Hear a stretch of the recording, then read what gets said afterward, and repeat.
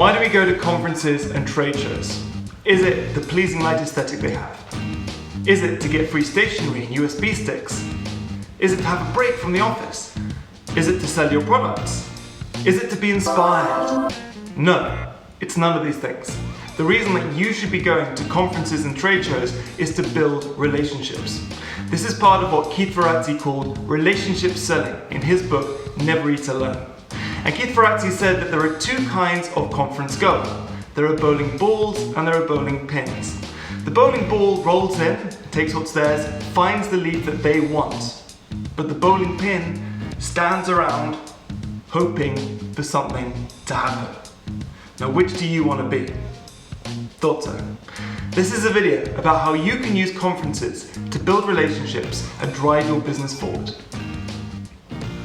Hi, my name is Rob Willis and I am a public speaking coach and trainer here in Berlin. Please click subscribe below and turn on notifications so you can get weekly videos about public speaking and how it can help you and your career.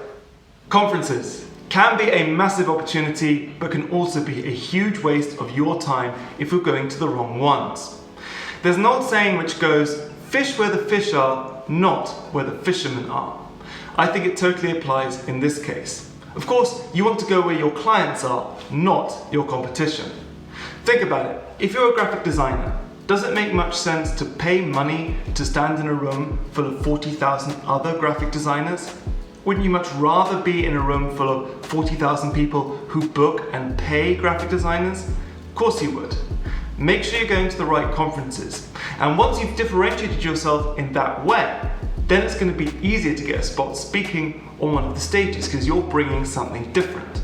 And even if you can't, why not put on your own event? This is something that, again, Keith Ferrazzi recommends. Put on your own event the night before the conference begins. Because people are arriving, they've nothing else to do, they're looking for something, and they've got an invitation from you to an exclusive event covering a topic which matters to their business. Of course they're going to come along. And once you've done that, you've opened the conversation. You've already built relationships before the conference has even begun. So you've got the conference booked, you've got a spot to speak. What is your presentation going to be about? This is where a lot of people fall short because they start trying to sell already at the conference. And people hate being sold to. If you sell to someone, their filters will go up. They're not going to listen to what you have to say. Remember, conferences are not about selling, they're about building relationships with new leads. So your presentation should be about solving your audience's problem, and the emphasis needs to be on their problem, not your solution. Let's say you're an online security consultant. Don't give a presentation about why your agency is the best. Talk about the dangers online, how the industry is developing, what people need to watch out for, and what they can do to protect their business.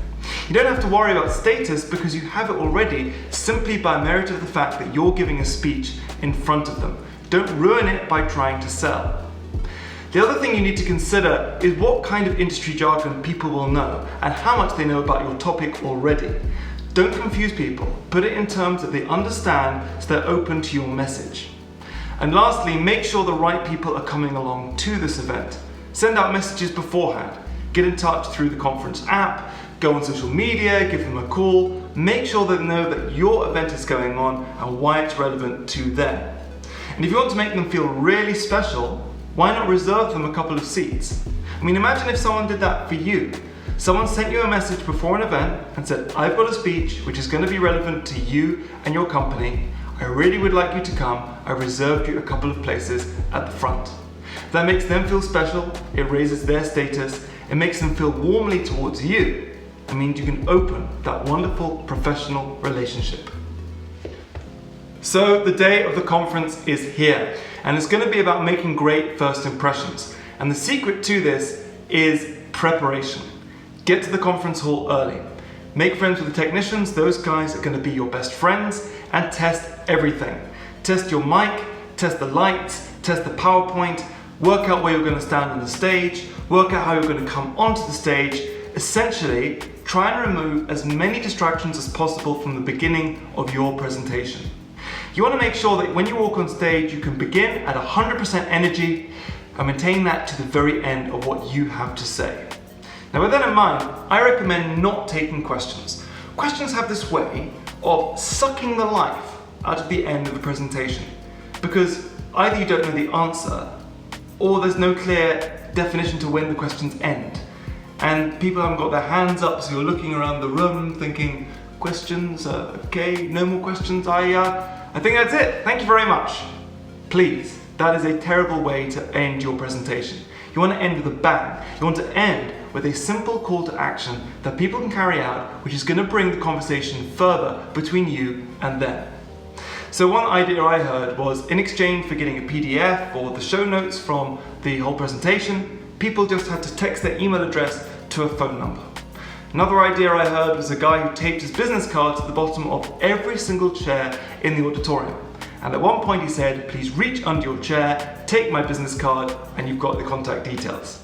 Just make sure you're finishing with a bang. Make sure you're finishing with something which is going to bring you closer to building up those valuable leads with potential customers.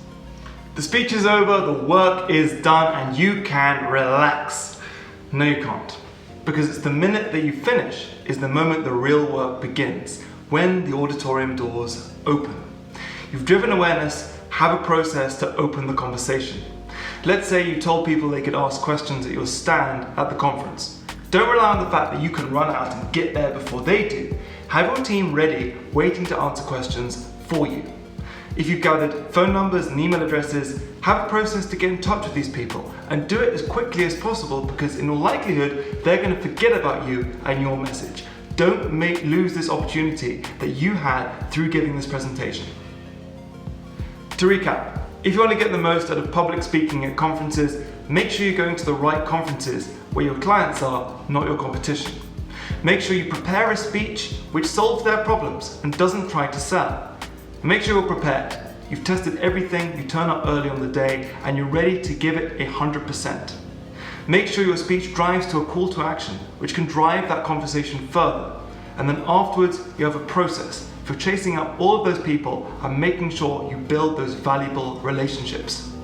Do all of this and you're going to notice a massive return on investment from the conferences you go to. You might have a bit less time to browse the stands, collect pens and USB sticks, but you are going to notice a lot more valuable relationships and leads coming from public speaking at conferences. That's it. If you've enjoyed today's video, I'd be very grateful if you could go and give it a like below.